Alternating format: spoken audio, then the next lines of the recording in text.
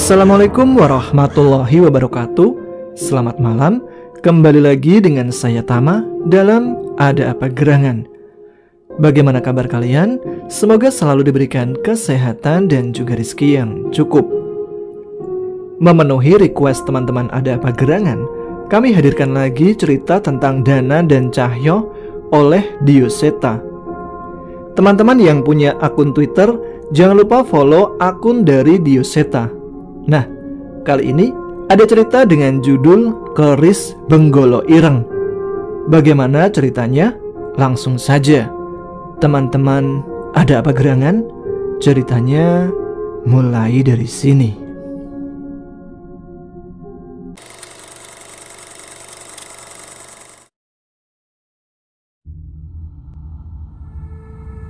Malam itu, hujan deras mengguyur seluruh desa tanpa henti.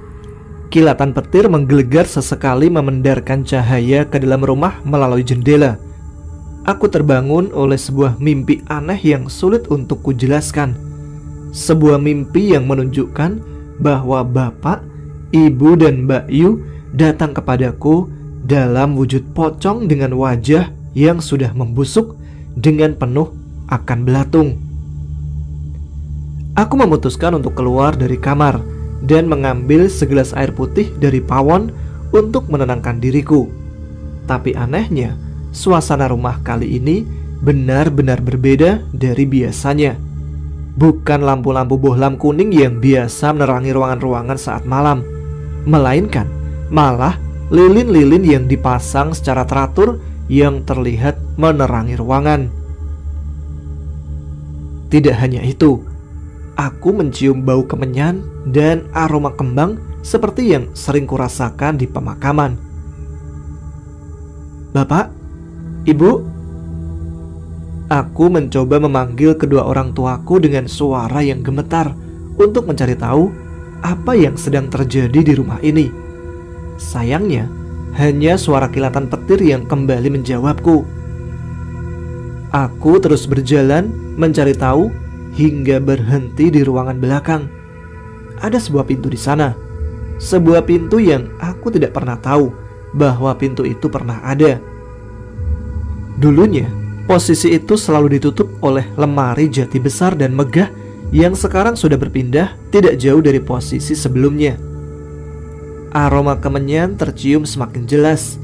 Dan lagi, cahaya terang dari beberapa lilin juga terlihat di sana. Sebuah perasaan yang aneh menyelimuti pikiranku. Namun aku masih ingin memastikan apa yang sedang terjadi di rumah ini. Mimpi, ini pasti mimpi. Setidaknya itulah harapan yang aku rasakan saat memasuki ruangan ini. Karena sudah jelas aku tidak akan pernah percaya dengan apa yang kulihat. Di ruangan itu, ibu tergantung terbalik tanpa sehelai benang pun, dengan darah yang tidak berhenti mengalir dari setiap lukanya. Aku mencari keberadaan wajahnya. Namun saat kutemukan, bola matanya sudah tidak lagi ada di tempatnya. Di sebelahnya juga tergantung jasad Mbak Yu, kakak perempuanku, dengan nasib yang sama, dengan darah yang menggenang di bawahnya. Dan orang yang melakukan itu adalah bapak. Bapak berdiri di hadapan ibu dan Mbak Yu dengan tawa terselak-selak yang terdengar aneh bersama darah yang membasahi hampir seluruh tubuhnya. Di belakangnya, samar-samar terlihat sosok makhluk besar dengan wajah yang sama sekali tidak menyerupai manusia. Sesosok makhluk bermata besar dengan taring yang panjang jauh melebihi mulutnya sendiri, sedang menjilati darah di tubuh bapak. Kulitnya hitam gosong bersama kuku yang tajam dan lidah yang menjulur seolah tidak mampu tersimpan di mulutnya. Saat itu aku tidak mampu bergerak dengan semua pemandangan yang tersaji di hadapanku. Terlebih lagi, kejadian itu disaksikan oleh berbagai makhluk tak kasat mata yang memenuhi ruangan.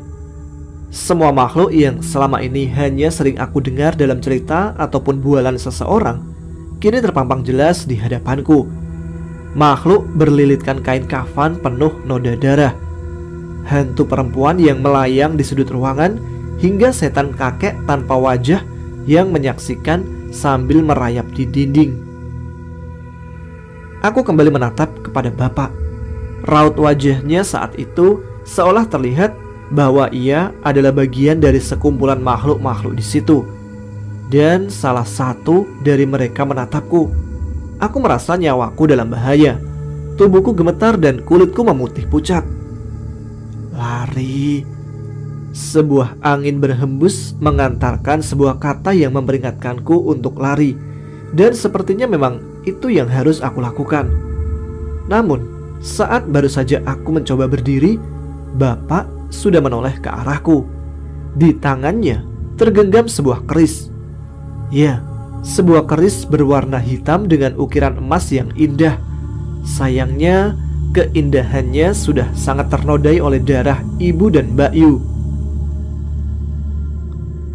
Di tengah kebingunganku, angin dari badai di luar menghempaskan pintu rumah hingga terbanting terbuka dengan keras. Sekuat tenaga aku berlari ke arah pintu itu, ke arah hujan badai petir yang sudah semalaman mengguyur seluruh desa. Indira, tunggu. Ini bukan bapak. Terdengar dari belakang suara bapak yang berbicara dengan suara gemetar. Aku sempat ragu untuk berlari. Namun sayup-sayup aku mendengar suara dari ruangan itu. Bunuh anak itu juga.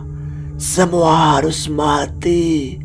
Jangan ada yang tersisa. Suara itu terdengar bergantian, seolah memaksa bapak untuk membunuhku. Lari dan jangan berhenti hingga hujan reda. Suara angin tadi terdengar lagi, dan kali ini aku memantapkan diri untuk berlari ke dalam derasnya hujan, meninggalkan bapak di tempat itu. Sesekali terdengar suara sosok yang mengejarku, namun aku tidak peduli. Aku berlari dan terus berlari. Di tengah kelelahanku, samar-samar aku menyaksikan puluhan sosok makhluk tak kasat mata memandangiku dari setiap sudut-sudut desa. Namun aku teringat akan suara berbisik tadi dan terus berlari hingga hujan ini berhenti. Semua ini jauh di luar akal sehatku.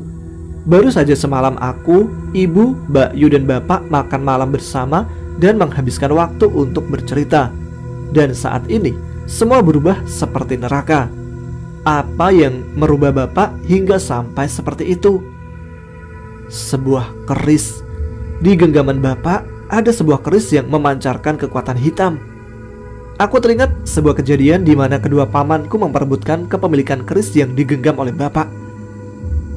Sebuah keris warisan keluarga kerajaan yang turun-temurun, entah bagaimana ceritanya, selalu dimiliki oleh keturunan keluargaku. Konon menurut cerita, keris itu mampu menaikkan derajat pemiliknya dan memberikan kesaktian. Perebutan pusaka itu mengakibatkan perang santet antara kedua saudara bapak. Istri dari Pak De Sumar sampai kehilangan penglihatannya, sedangkan anak dari Pak De Yarto kehilangan kewarasan sampai bertingkah seperti orang gila.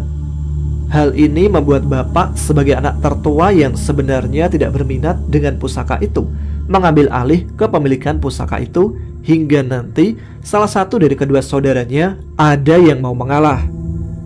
Apakah kejadian ini ada hubungannya dengan hal itu? Apakah dengan kedua pamanku? Atau apakah ini adalah kutukan dari keris itu? Sebuah keris pusaka keluarga yang menurut cerita bapak selalu membawa kesejahteraan sekaligus petaka saat memilikinya. Sebuah keris pusaka dengan ukiran yang indah, namun kekuatan hitam yang tidak pernah berhenti terpancar setiap ia terlepas dari warangkanya. Sebuah keris yang kami sebut dengan nama keris Benggolo Ireng.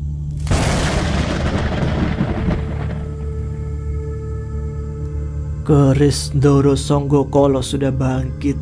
Banjir darah sudah tidak bisa dihindari. Seseorang, entah pria atau wanita, aku melihatnya dengan samar-samar. Ia mengatakan hal itu di dalam mimpiku sebelum akhirnya tersadar dan terbangun di sebuah rumah kayu tua dengan kain basah yang menempel di dahiku. Tubuhku lemas. Aku menyentuh leher dan dahiku dan mendapati hawa panas dari sentuhan kulitku. Sepertinya aku demam semalaman. Tapi ini di mana? Aku mencoba untuk berdiri, namun tubuhku terlalu lemah. Pandanganku kembali berputar ketika aku mengangkat kepalaku, sebelum akhirnya kembali terbaring di kasur kapuk lusuh satu-satunya di rumah ini. Cak Ayu, jangan bangun dulu. Kamu demam tinggi semalaman, nanti tambah parah. Seorang ibu-ibu tua berjalan dengan cepat menghampiriku saat mengetahui aku sudah tersadar. Sepertinya ia pemilik rumah ini. Bu, ini di mana? Kenapa saya bisa ada di sini? Tanyaku. Ini rumah saya. Panggil saja Mbok Nasri. Kamu semalam Mbok temuin pingsan di jalan.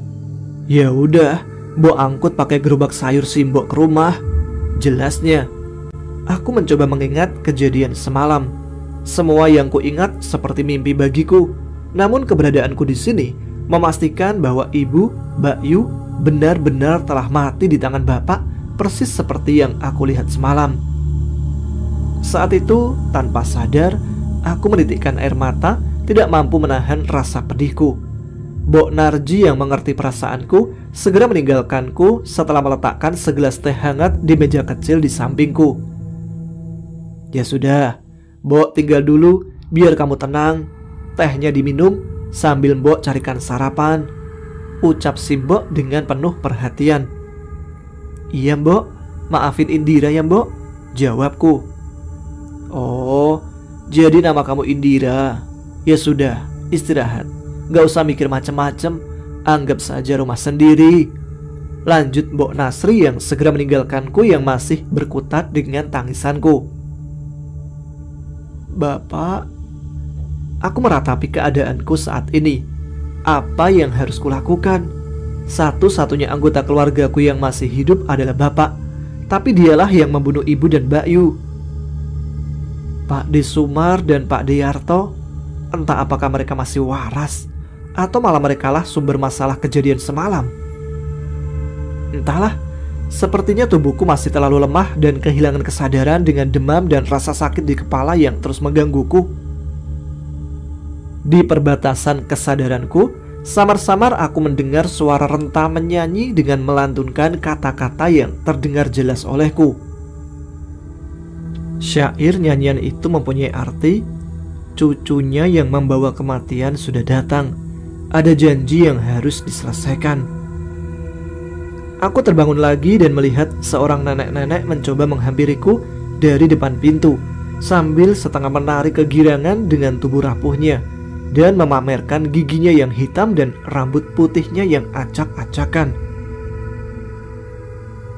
Sewu jiwa boten cukup oaske doro Gusti, ora ono ilmu sing iso ngalahke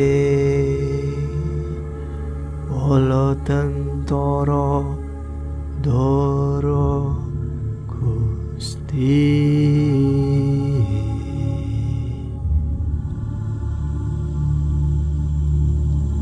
Seribu jiwa tidak cukup untuk memuaskan yang mulia. Tidak ada ilmu yang bisa mengalahkan yang mulia. Nyanyian itu terdengar asal-asalan. Namun keberadaan nenek yang menari mendekat ke arahku membuatku histeris dan berteriak sekuat tenaga. Hingga terdengar suara pintu terbanting dan sosok nenek itu menghilang dari pandanganku. Ya ampun Duk, kenapa kamu? Ucap Mbok Nasri yang muncul menghampiriku dari luar setelah mendengar teriakanku. Ada nenek-nenek Mbok, giginya hitam, rambutnya acak-acakan. Dia menari masuk ke rumah sambil nyanyiin lagu yang seram, ucapku ketakutan. Mana? Gak ada, balas Mbok Nasri sambil menoleh ke segala arah di rumahnya sembari memelukku. Memang ucapanku terdengar cukup aneh, tapi aku benar-benar melihat keberadaan nenek itu. Mungkin mimpi buruk. Kalau demam memang biasanya mimpinya aneh-aneh, ucap Mbok Nasri. Aku mengangguk. Iya Mbok, mungkin mimpi buruk, balasku yang tidak mau membuat Mbok Nasri menjadi lebih khawatir. Ya sudah, makan dulu ya. Mbok masak soto, makan yang banyak biar ada tenaga dan cepat sembuh, ucap Mbok Nasri. Sekali lagi aku mengangguk mengiyakan dan menerima semangkuk soto masakan Mbok Nasri. Aku memandang masakan yang diberikan kepadaku. Hanya semangkuk soto dengan lauk ceker yang sangat sederhana, sangat jauh dari masakan yang biasa dihidangkan di rumah oleh ibu. Namun, saat kembali melihat kondisi rumah ini, aku tahu dengan pasti ini adalah hal terbaik yang bisa disuguhkan oleh Mbok Nasri kepadaku. Saat sudah mendapat tenaga yang cukup untuk berdiri, aku memaksakan tubuhku untuk melangkah keluar menghampiri Mbok Nasri yang sedari tadi terlihat sibuk di luar. Sebuah desa kecil yang cukup ramai. Warga desa terlihat berlalu lalang dengan kepentingannya masing-masing. "Mbok, cucunya?" tanya seorang ibu yang sedang asik memilih sayuran yang digelar oleh Mbok Nasri di meja kayu yang sudah rapuh di depan rumahnya. "Nggih Bu, namanya Indira." "Ayu toh?" ucap Mbok yang menoleh sekilas ke arahku. "Iya Mbok, wajar kok, bahnya juga ayu," balas ibu itu yang segera menyelesaikan belanjaannya dan meninggalkan kami dengan melemparkan senyuman. Aku membalas senyuman ibu itu dan menghampiri Mbok Nasri. "Aku bantuin Mbok," ucapku yang segera menghampiri Mbok Nasri. "Gak usah repot-repot, Mbok sudah biasa. Memangnya kamu sudah sehat?" tanya Mbok Nasri. Aku mengangguk sembari mengambil kantong kresek yang tergantung di bawah meja dan membantu pembeli memasukkan belanjaannya yang telah dihitung oleh Mbok Nasri. "Matur nuwun ya Mbok, maaf sudah ngerepotin. Nanti kalau sudah benar-benar sehat, Indira langsung pamit," ucapku yang merasa tidak enak setelah merepotkan Mbok yang menolongku. "Ya ampun Duk, jangan buru-buru. Kamu tinggal di sini dulu juga gak apa-apa. Mbok tinggal sendirian, seneng banget kalau ada yang nemenin," ucap Mbok sambil mengelus-ngelus punggungku. Aku menatap mata Mbok Nasri dan melihat kekecewaan dari matanya ketika aku mengucapkan kata pamit tadi. Sepertinya Mbok benar-benar senang ada yang menemaninya di rumah. Benar tidak apa-apa Mbok?" tanyaku dengan suara yang gemetar saat teringat bahwa aku tidak tahu harus kemana setelah ini. "Benar, sudah tinggal di sini saja dulu. Tapi ya mohon maaf, rumah Mbok begini adanya, malah lebih pantas disebut gubuk," jawab Mbok. "Gak masalah Mbok, kalau boleh saya izin tinggal di sini sampai saya tahu harus kemana," ucapku. Mbok menatap ke arahku dan sekali lagi mengelus punggungku. "Iya Dok, anggap saja rumah sendiri. Mbok gak tahu masalah apa yang kamu hadapi, tapi kamu bebas tinggal di sini selama apapun," balas Mbok dengan wajah yang penuh perhatian. Lewat tengah hari, dagangan si Mbok sudah habis terjual dan hanya tersisa sayur-sayur yang tidak layak untuk dijual. Memang sedikit lebih lama daripada pedagang sayur yang berjualan di pasar, tapi katanya Mbok lebih nyaman berjualan di rumahnya agar tidak perlu mondar-mandir. Mbok mulai memilih bagian-bagian sayuran yang masih bisa dimakan dan mempersiapkan tungku dan kayu bakar yang ada di pawonnya. Aku cukup kaget. Saat ini masih ada yang menggunakan kayu bakar untuk memasak, padahal kompor gas dan kompor minyak sudah dijual murah di pasar. "Sudah Dok, biar Mbok aja yang masak. Kamu istirahat dulu saja atau jalan-jalan keliling desa. Siapa tahu bisa menjernihkan pikiranmu," ucap Mbok. Benar juga, mungkin aku bisa menjernihkan pikiranku sambil mencari tahu di mana aku saat ini. "Ya udah Mbok, aku pamit ya." "Hati-hati, kalau nyasar tanya saja rumah Mbok Nasri." "Iya Mbok." Aku berpamitan dan segera berjalan meninggalkan rumah yang sepertinya terlihat paling tua di antara rumah-rumah lain di desa ini. Sebuah desa dengan bangunan yang berjejer cukup padat, Namun beberapa warga masih memilih lahan untuk kebun sayuran dan memelihara ayam dan kambing. Walaupun di tengah hari, desa ini masih terasa cukup nyaman dan tidak terlalu panas. Mungkin karena masih banyaknya tumbuhan besar di setiap bagian desa ini, dan lagi ada sebuah hutan di belakang desa yang membuat pemandangan desa ini terlihat sangat sejuk. Desa Wadirejo tertulis di sebuah gapura pintu masuk desa sebagai penanda nama desa tempatku berada saat ini. Aku berjalan cukup jauh hingga menemukan beberapa desa di sekitar desa Wadirejo yang ternyata tidak terlalu jauh dengan desa lainnya. "Mbak, bukan orang desa sini ya?" Tiba-tiba terdengar suara seorang anak laki-laki bersarung yang sedang menuntun sepedanya yang penuh dengan rumput pakan ternak. Bukan, saya cucunya Mbok Nasri," jawabku. "Oh, Mbok Nasri. Aku kok baru tahu kalau Mbok Nasri punya cucu ayu yo," balasnya. Aku hanya membalas dengan senyum. Lagi pula, aku harus membalas apa ucapan iseng dari seorang anak desa yang kebetulan lewat? "Ya wes Mbak, kalau mau butuh apa-apa, mampir ke rumah saya aja di Gang 7 yang ada kambingnya. Pasti saya bantu," ucap bocah itu yang ternyata ramah tidak seperti prasangkaku barusan. "Oh iya, kalau sudah malam, jangan main ke hutan ya Mbak. Katanya kalau malam di sana ada nenek-nenek yang mukanya serem," ucapnya yang segera pergi meninggalkanku tanpa menjelaskan maksudnya. Nenek. Saat itu juga aku teringat sosok nenek yang menari memasuki rumah Mbok tadi pagi. Seketika perasaanku menjadi tidak enak. Angin dingin bertiup menghembus ke leherku. Saat itu juga aku memutuskan untuk kembali ke rumah. "Mbok, aku pulang," ucapku sembari masuk ke dalam rumah yang sudah dipenuhi aroma masakan yang menggoda. "Wah, sop ceker ya Mbok?" ucapku yang mencoba menebak aroma hidangan yang disiapkan oleh si Mbok. "Iya, ini sebentar lagi mateng. Sana mandi dulu, Mbok udah nyiapin air panas," sambut Mbok yang masih terlihat sibuk di pawon. "Iya Mbok, matur nuwun," balasku yang memang sudah merasa gerah setelah beberapa kali melewatkan waktu mandi karena sakitku tadi. Di kasur, aku sudah melihat sebuah kain jari dan handuk yang sudah disiapkan oleh Simbok.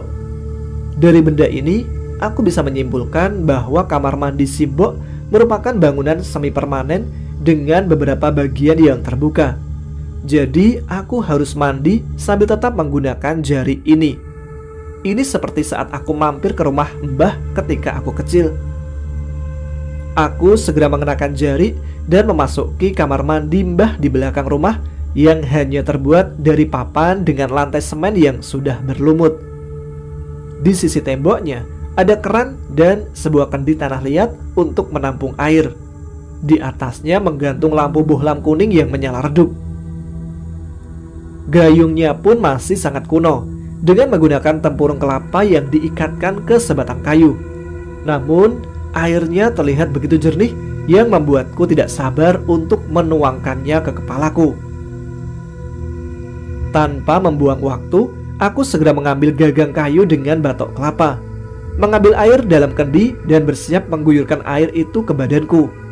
Namun, sebelum sempat menuangkannya, tanganku terhenti. Sayup-sayup, aku mendengar suara alunan, suara seseorang yang bernyanyi kidung Jawa dengan suara yang aneh. Aku mencoba tidak memperdulikannya dan mulai membasahi badanku dengan air yang cukup menyegarkan. Bilasan demi bilasan berhasil membuatku cukup nyaman hingga tiba-tiba aku terhenti ketika merasakan ada yang aneh dengan air yang membasahi tubuhku. Aku membuka mata dari guyuran air yang kutuangkan ke atas kepalaku, dan tiba-tiba seluruh tubuhku sudah dipenuhi dengan cairan merah menyerupai darah. Bukan air mandi yang seharusnya aku ambil dari kendi tadi. Seketika aku merasa sesak nafas dan terus mengucap doa untuk menenangkan diri dan mencoba berjalan meraih pintu keluar. Namun entah mengapa pintu itu tidak bisa terbuka, walau kayu ganjalan sudah kubuka. "Mbok! Tolong, Mbok!" Teriakku mencoba meminta pertolongan. Aku terus menggedor, tapi tidak ada jawaban apapun. Gelisah dan rasa takut campur aduk menjadi satu. Aku terus menggedor pintu, sampai tiba-tiba aku mencium bau bangkai yang kurasa berasal dari sesuatu yang berada di belakangku. Aku berbalik dan mencari tahu sosok yang berdiri di belakangku. Saat itu juga aku membacakan doa terus-menerus. Di hadapanku, aku menyaksikan dari dekat sosok seorang nenek seperti yang tadi pagi aku lihat. Namun, ia tidak menari seperti tadi. Nenek dengan baju Jawa yang penuh dengan bekas noda darah, yang dengan rambut acak-acakan dan gigi yang menghitam. Dari dekat, terlihat dengan jelas kulit wajahnya penuh dengan kulit kering dan mata yang putih tanpa bola mata. Nenek itu tidak berkata sepatah kata pun, selain suara erangan mengerikan dan mulutnya yang perlahan membentuk senyum yang mengerikan. "Mbok, tolong, Mbok!" ucapku yang sudah mulai tidak mampu mempertahankan kesadaranku. Namun saat kukira aku akan pingsan, seketika guyuran air membasahi tubuhku. Aku memperhatikan tubuhku. Tidak ada darah merah yang tadi aku lihat. Aku memutar badan, memperhatikan ke seluruh kamar mandi, dan hanya aku seorang diri yang ada di tempat itu.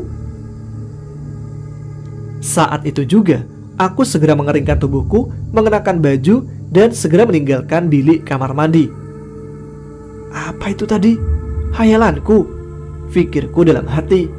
Namun, tepat saat akan memasuki rumah dari pintu belakang, sekali lagi aku samar-samar mendengar suara kidung Jawa yang dinyanyikan oleh suara perempuan tua. "Mbok, di desa ini apa ada nenek-nenek yang sudah sangat sepuh?" Aku mencoba bertanya pada Mbok yang sedang menata masakan di meja. Sepertinya ia sangat senang dengan keberadaanku di sini. "Nenek, di desa ini ada beberapa nenek, tapi rata-rata umurnya 80 tahunan," jawab Mbok. "Kalau yang sudah sangat tua, rambutnya putih acak-acakan, giginya hitam begitu, ada, Mbok?" tanyaku. Mbok menoleh ke arahku. Sepertinya ia sadar ada sesuatu yang aku alami. "Ada apa, Tondo?" tanya Mbok dengan raut wajah yang cemas. Enggak, Mbok, enggak apa-apa. Tadi pas jalan-jalan aku ketemu anak kecil pakai sarung. Katanya jangan ke hutan malam-malam, bisa ketemu nenek-nenek seram. Balasku mencoba untuk tidak membuat Mbok cemas. "Walah, bocah itu lagi." Enggak ada kok. Itu bercandaan dia aja. Tapi dia ada benarnya. Jangan ke hutan malam-malam, bisa kesasar nanti, balas Mbok. Aku mengangguk dan kembali melanjutkan mengeringkan rambutku sebelum menikmati sajian makan malam sederhana buatan Mbok yang entah terasa begitu enak. Sesekali Mbok bercerita tentang almarhum suaminya dan anaknya yang meninggal karena kecelakaan beberapa tahun yang lalu. Ia terlihat begitu kuat dan ikhlas dengan takdir yang ia terima. Sangat wajar. Ia sangat senang dengan keberadaanku di sini. "Nanti jangan tidur malam-malam ya. Tubuhmu belum benar-benar pulih. Kalau mau tidur malam besok aja. Besok di lapangan belakang desa ada panggung, pasti rame," cerita Mbok kepadaku. "Acara apa toh, Mbok?" tanyaku. "Biasa, ada warga desa yang hajatan dan ngundang acara dagelan, apa wayang orang gitu. Mbok belum tahu jelas acaranya, pokoknya rame," jawab Mbok dengan semangat. Aku tersenyum melihat gerakan Mbok saat menceritakan dengan antusias acara yang akan digelar besok. Walau tubuhnya sudah cukup tua, tapi semangat hidupnya masih berapi-api. "Iya, Mbok, tak tidur cepat biar besok bisa lek-lekan," balasku sambil menikmati malam yang sederhana itu bersama Mbok Nasri di rumahnya yang sederhana namun terasa nyaman untukku saat ini.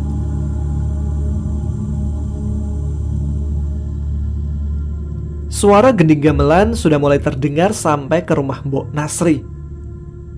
Tepat saat warga selesai menunaikan sholat Isya, mereka terlihat berbondong-bondong berjalan ke arah lapangan belakang desa sambil menghampiri dan mengajak tetangga-tetangganya.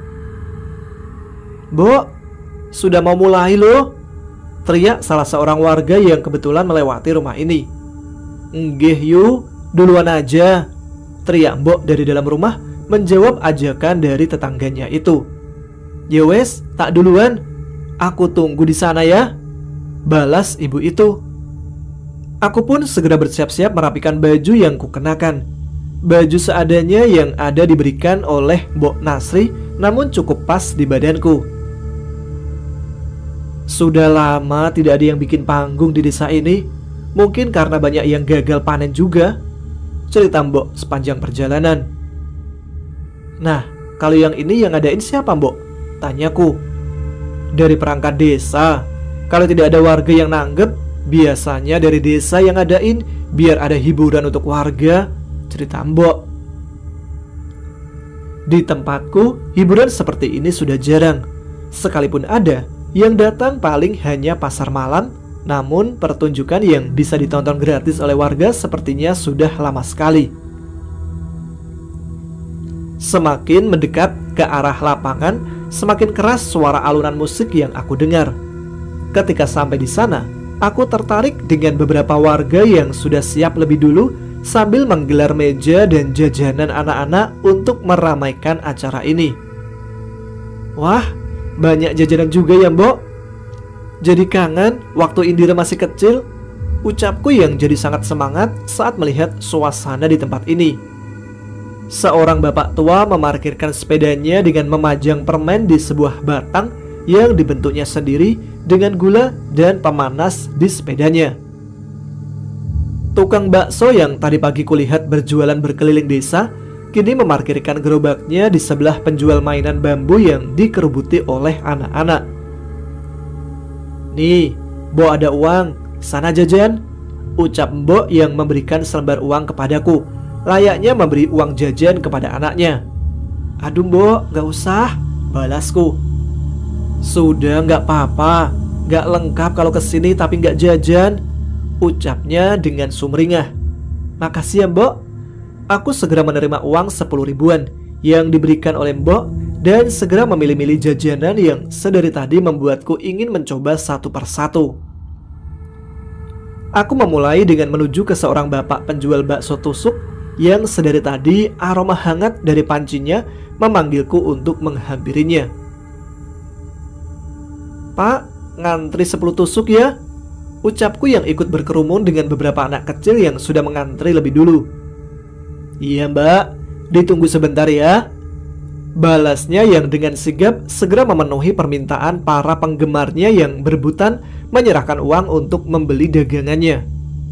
Tidak butuh waktu lama untukku mendapatkan giliranku. Aku segera kembali menghampiri Mbok yang sempat beberapa kali mengobrol dengan warga. Namun sebelum kembali sampai ke Simbok, aku tersadar dengan keberadaan seorang anak kecil yang mengenakan sarung yang kemarin sempat berpapasan denganku sedang berebut jajan bersama anak-anak yang lebih kecil darinya. Aku dan Mbok memilih duduk di tikar tepat di depan panggung bersama beberapa warga yang beberapa kali melemparkan senyum kepada kami. Tepat saat suara gong terdengar, warga segera memenuhi tikar di sekitarku. Wajah Sing Mbok sudah tidak sabar menantikan acara apa yang akan disajikan di panggung di hadapan kami. Walaupun saat ini suasana terlihat meriah, tetap saja sesuatu seperti merasa menusuk jantungku sesekali saat teringat apa yang terjadi dengan orang tua dan Mbak Yuku. Suara kidung gamelan mengalun mengantarkan sebuah cerita yang dibacakan oleh seorang dalang yang menjadi narator dalam pertunjukan wayang dagelan ini. Walaupun disebut wayang, tapi ceritanya tidak baku seperti cerita pewayangan. Cerita dibuka dengan tingkah laku Punokawan yang dipadukan dengan cerita sehari-hari yang berkali-kali membuat penonton terpingkal-pingkal. "Sudah, aku mau pergi saja dari sini. Aku akan pergi mengarungi lautan," ucap tokoh gareng yang membelakangi Petro sambil membuang muka. "Jangan, Reng," tahan Petro dengan wajah khawatir. "Kamu tidak bisa menghalangiku. Keputusanku sudah bulat untuk mengarungi lautan," balas gareng lagi yang berbalik membelakangi Petro ke sisi lainnya. Enggak gitu. Masalahnya setauku mengarungi lautan tuh mustahil. Yang aku tahu karung lebih cocok buat ngarungin beras," jawab tokoh Petro yang diiringi dengan suara musik dan simbal yang memecahkan tawa seluruh penonton di lapangan itu. Simbo benar-benar tertawa lepas saat itu. Aku pun mulai terlupa dengan masalahku dan mulai bisa menikmati acara ini. Saking serunya, kami semua tidak sadar bahwa waktu sudah mulai mendekati tengah malam. Lakon pengisi acara mengistirahatkan sebentar para pemainnya sebelum nanti kembali melanjutkan acara. Penonton dengan setia menunggu di tengah dinginnya malam karena memang sudah yakin puncak acaranya akan lebih seru nanti. Tapi entah tanpa ada alasan yang jelas, saat itu aku merasa gelisah, seolah merasakan sesuatu yang aneh. "Arum, kamu pulang saja sama ibu ya?" Terdengar suara anak bersarung tadi dari jauh menyuruh pulang teman perempuan seumurannya. Wajahnya terlihat aneh sambil menatap ke atap-atap desa, seolah sesuatu juga membuatnya tidak nyaman. Suara gong terdengar lagi, pertanda acara berikutnya akan dimulai. Kali ini suara gong itu tidak disahut dengan musik lainnya, melainkan diganti dengan sosok bayangan seseorang yang menari dengan aneh di belakang kain putih yang disinari dari belakang. Aku mencium aroma kemenyan yang berasal dari belakang panggung. Saat itu juga, suasana berubah menjadi aneh. Warga saling bertanya-tanya. Namun, rasa penasaran mereka membuat mereka tetap bertahan di tempat itu. Tidak ada yang terjadi. Hening. Hanya suara warga yang berbisik-bisik yang terdengar. Namun, sosok wanita di belakang kain putih itu tetap menari dengan aneh dan semakin aneh. Beberapa warga mulai merasa tidak nyaman. Aku pun mulai merasakan bahwa ada yang tidak beres. Seorang warga mencoba mendekat mencari tahu apa yang terjadi di belakang panggung. Sialnya, sebelum warga itu mendekat, sebuah benda terlempar dari atas kain putih ke tengah-tengah warga. Warga yang kejatuhan benda itu tiba-tiba berteriak dengan histeris seperti kesetanan. Kepala! Itu kepala orang!" teriak seseorang yang seketika ketakutan, disusul dengan warga di sekitarnya yang ikutan panik. Tidak lama kemudian, sebuah kepala kembali terlempar dari balik kain. Kali ini aku yakin itu adalah kepala pemeran salah satu ponokawan yang sedari tadi menghibur kami. Tolong, ada apa ini?" teriak warga lainnya yang semakin panik.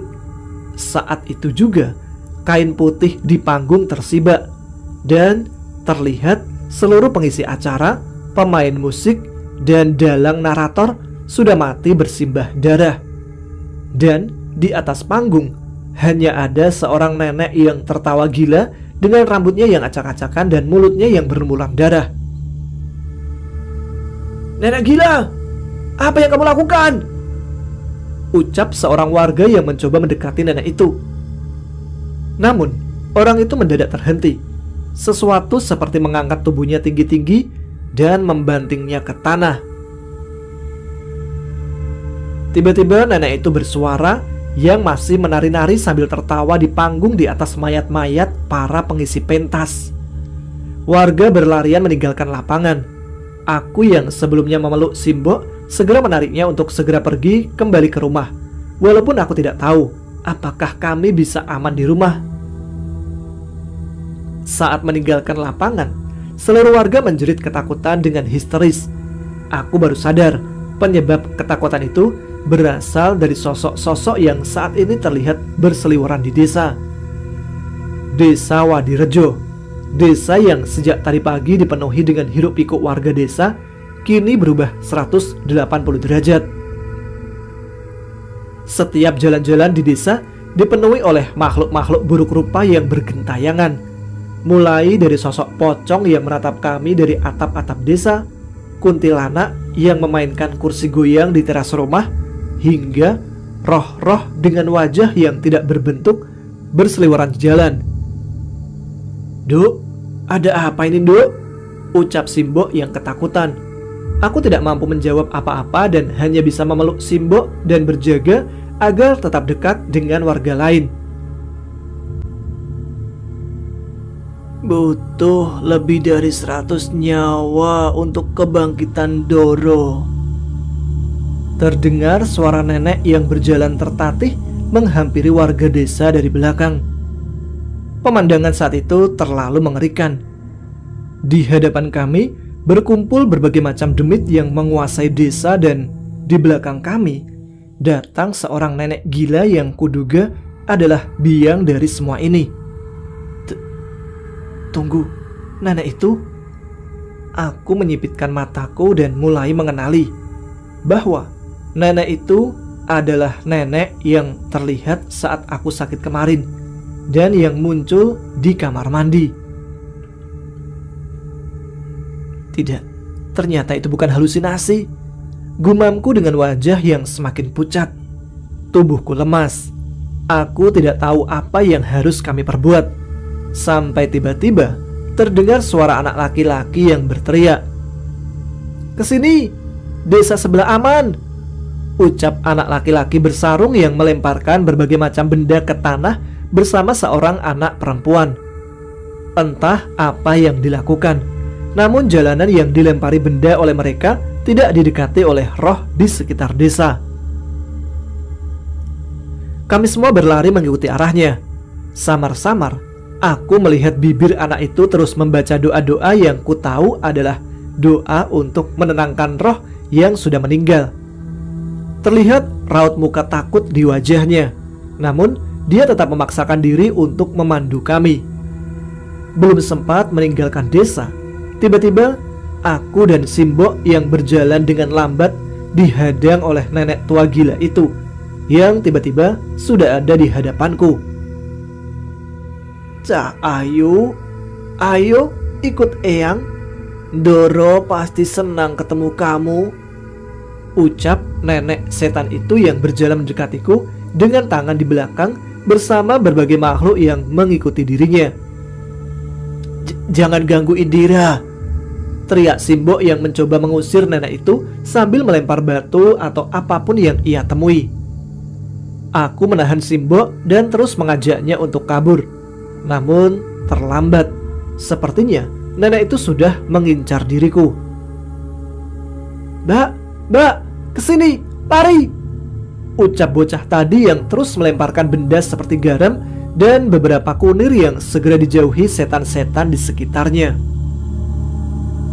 Aku tidak mampu berpikir apa-apa lagi. Bila memang makhluk ini mengincarku, setidaknya bocah itu bisa menolong Simbo agar selamat. "Dek, maksud saya, Mas, tolong bawa Simbo!" teriakku sekeras mungkin dan segera berlari ke arah berlawanan dari Simbo dan jalan yang dibuat bocah itu. Benar saja, seluruh makhluk yang sedari tadi mengerubungi desa segera menatap ke arahku dan bersiap mengejarku. Aku berlari dan terus berlari. Tidak mungkin aku berlari ke arah desa sebelah bila ternyata makhluk-makhluk ini mengincarku. Di tengah redupnya jalanan desa, aku terpaksa berlari ke arah hutan belakang desa yang sempat dilarang oleh bocah itu. Tidak ada pilihan lain saat itu. Sialnya, sepanjang aku berlari, hanya berbagai macam makhluk seperti pocong dan dedemit yang ikut berlari di sekitar semak yang berada di sekitarku. "Gak usah lari, Cak Ayu. Nenek pasti nangkap kamu." Tiba-tiba sosok nenek tadi sudah ada di hadapanku. Aku berbelok menerobos sisi lain hutan, mencoba menghindari lagi. Tidak sedikit luka di tubuhku yang diakibatkan oleh duri dari tanaman di hutan ini. Mungkin aku akan menyesal berlari ke dalam hutan di gelapnya malam seperti ini. Terangnya cahaya bulan hanya semakin memperjelas keberadaan puluhan pocong yang sudah bertengger di pepohonan menatap ke arahku. Aku hampir putus asa untuk berlari, sampai tiba-tiba aku melihat sebuah rumah kayu tua yang berada di tengah hutan ini. Di sebelahnya ada sebuah pohon tua yang sangat besar dengan akar yang menjuntai dan terlihat mengerikan. Tanpa berpikir panjang, aku segera berlari, memasuki rumah itu dan menutup pintunya rapat-rapat. Entah apa bangunan reot ini bisa melindungiku dari demit-demit tadi. Gelap, sangat gelap. Tidak ada penerangan di bangunan tua ini. Seketika saat aku masuk, hanya suara nafasku yang terdengar di telingaku. Aku duduk menekuk kakiku, menahan pintu rumah sambil menahan tangis. Bagaimana mungkin aku bisa terjebak di sebuah rumah reot di tengah hutan, sementara demit-demit sudah memenuhi hutan ini dan mengincarku?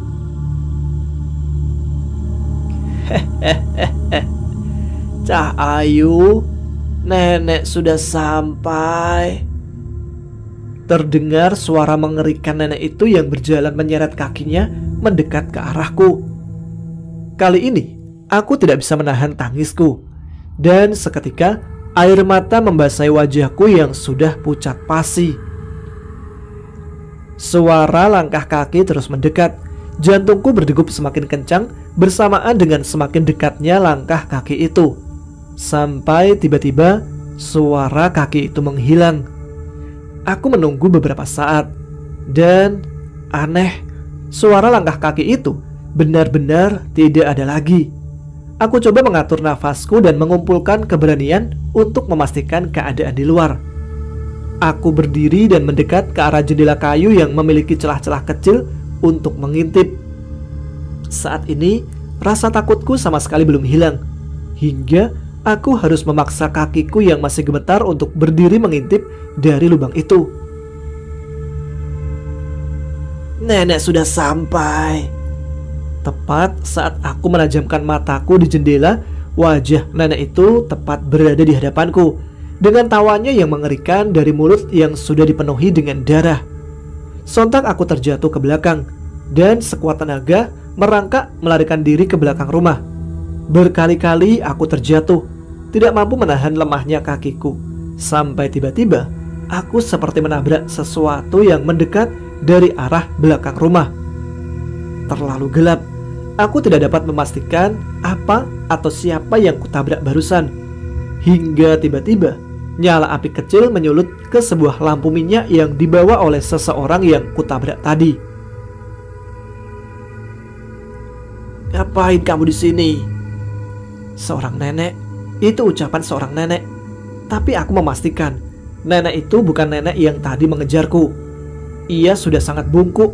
Wajahnya terlihat sangat tua, namun setidaknya pakaian dan tubuhnya masih terawat. Sudah, ayo kita keluar, ucap nenek itu. Nek, ada setan di luar. Ada nenek tua juga di luar. Dia sudah membunuh beberapa orang, ucapku memperingatkan. Nenek itu tidak menggubris dan terus berjalan ke arah pintu rumahnya dengan membawa sebuah lampu minyak yang menggantung di tangannya. Tepat saat nenek itu membuka pintu, sosok nenek yang sedari tadi mengejarku sudah berdiri tepat di depan pintu dengan wajah yang mengerikan. Aku ingin memperingatkan nenek yang membawa lampu tadi, namun aku sendiri terlalu takut, bahkan hanya isak tangis saja yang keluar dari mulutku. Tapi yang terjadi benar-benar di luar perkiraanku. Sosok nenek bungkuk yang mengajakku keluar tadi tiba-tiba menendang nenek setan itu hingga terpental dan memuntahkan darah dari mulutnya. Seketika aku tercengang. Siapa nenek ini? Pikirku. Melihat nenek tadi terkapar di tanah, seluruh demit yang memenuhi hutan terlihat gentar. Aku pun memberanikan diri untuk mendekat ke pintu keluar.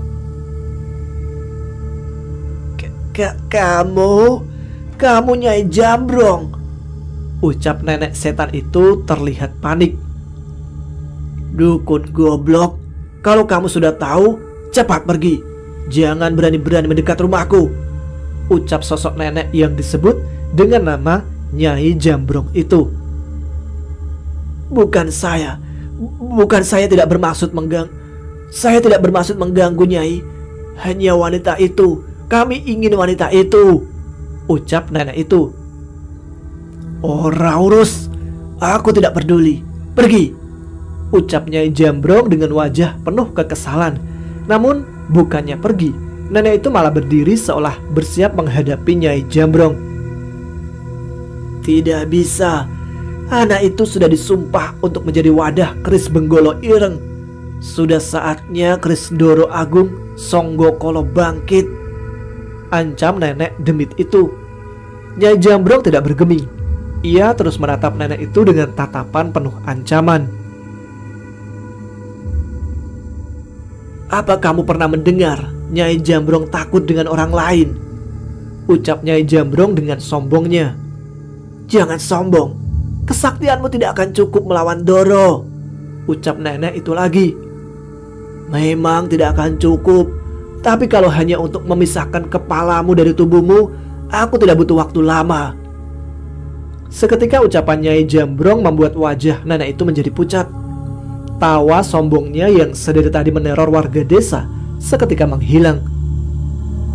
Urusan kita belum selesai, jangan coba-coba melindungi wanita itu. Semua selir Ndoro diutus untuk mengambil jantung wanita itu dan seluruh keluarganya. Tepat sesudah menyampaikan ancaman itu, nenek itu mundur dan setengah berlari seolah ketakutan dengan sosok yang dipanggil Nyai Jambrong ini. Nyai, terima kasih, ucapku yang mulai merasa tenang. Tidak usah bilang apa-apa, aku tidak menolongmu. Lambat laun kamu pasti mati. Masalahmu terlalu besar. Aku tidak bisa berbuat lebih jauh dari ini, ucap Nyai Jambrong yang segera menutup pintu dari luar dan berjalan meninggalkan rumah di bawah pohon besar itu. Nyai tahu apa yang terjadi dengan saya? Apa saya tidak ada harapan untuk bisa selamat? Tanyaku yang mengejar Nyai Jambrong yang sepertinya bergegas menuju desa. Saya tidak tahu. Keturunanmu sudah mengikat sumpah dengan sosok yang mengerikan. Tidak lama lagi akan ada bencana yang mengakibatkan banyak korban akibat sumpah itu, ucapnya yang terus memaksa berjalan dengan terburu-buru. Terus saya harus gimana, Nyai? Sekalipun aku mati, bencana itu tetap ada kan? Balasku lagi. Kamu ikut saya. Cucuku kenal beberapa pemuda yang mungkin bisa membantu kamu. Seseorang pemegang keris pusaka dan seseorang yang dipercayakan roh kera pelindung hutan Wana Marta, ucapnya. Aku terhenti mendengar ucapan Nyai Jambrong itu. Sekilas, cara ia menceritakan kedua pemuda itu seperti sebuah dongeng cerita rakyat yang mustahil ada di zaman sekarang. Namun kejadian yang menimpaku beberapa hari ini tidak memberiku pilihan untuk mempercayai cerita itu. Memang mereka itu siapa, Nyai? Dukun? Tanyaku. Nyai Jambrong menggeleng. Ia seperti sedikit tersenyum saat mengingat tentang pemuda itu. Yang satunya namanya bocah monyet, yang satunya lagi sering dipanggil bocah anjing. Aku sedikit tertegun mendengar panggilan aneh yang disematkan Nyai Jambrong pada kedua pemuda itu. Namun mimik mukanya yang berubah saat mengingat kedua orang itu sedikit meyakinkanku bahwa ada kesempatan bagiku untuk menghentikan tragedi yang dimulai oleh keluargaku melalui kedua orang yang ia ceritakan ini. Baiklah, sampai di sini dulu ya cerita kali ini. Nantikan kelanjutan ceritanya. Aktifkan notifikasinya biar nggak ketinggalan. Terima kasih untuk teman-teman semua yang telah menyimak. Semoga dapat menghibur dan menemani kalian pada malam ini. Kita jumpa lagi pada episode yang akan datang. Jangan lupa subscribe bagi yang belum. Tuliskan komen, tunjukkan eksistensi kalian. Saya Tama pamit. Tetap semangat, selamat malam, selamat beristirahat. Wassalamualaikum warahmatullahi wabarakatuh.